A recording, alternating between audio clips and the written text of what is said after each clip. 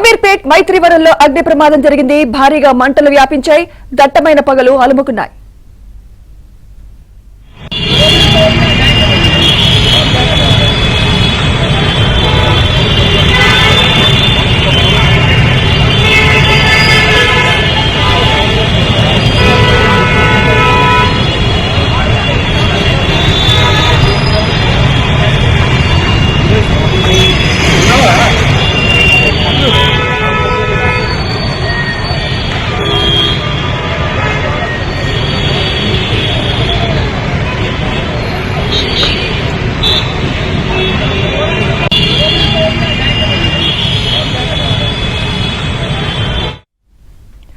అమీర్పేట్ మైత్రివరంలో అగ్ని ప్రమాదం జరిగింది. భారీగా మంటలు వ్యాపించాయి.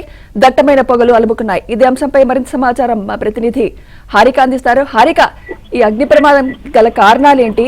అసలు అమీర్పేట్ అంటేనే చాలా ప్యాక్డ్ ప్లేస్ ఉంటుంది, పక్కపక్కనే అన్ని సముదాయాలు ఉంటాయి. సో మంటలు వ్యాపించకుండా ఎలాంటి చర్యలు చేపడుతున్నారు?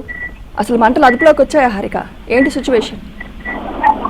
రైట్, అంటే ప్రస్తుతం ఇది కమర్షియల్ స్పేస్ అవ్వడం వల్ల దీనికి ఎక్కువగా వ్యాపించే అవకాశం అయితే కనిపిస్తోంది. అయితే ఇప్పటికే మనం ఆల్రెడీ చూసాము, ఇంతకు ముందు కూడా సేమ్ మైత్రివనంలోనే కమర్షియల్ స్పేస్ లోనే మంటలు చెలరేగడంతో అక్కడ షార్ట్ సర్క్యూట్ అని చెప్పి నిర్ధారించారు.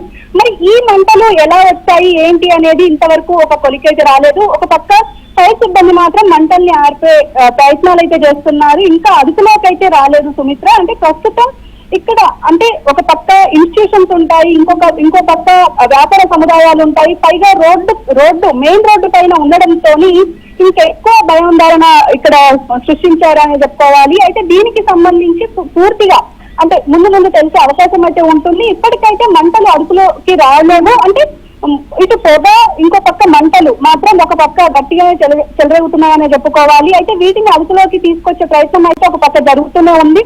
అయితే ప్రస్తుతం మరి దీనికి సరైన కారణాలు అంటే షార్ట్ సర్క్యూటా ఇంకా ఏదైనా మానవ తప్పిదమా అనేది మాత్రం ఇంకా తెలిసే అవకాశం అయితే ఉంటుంది సుమిత్ర.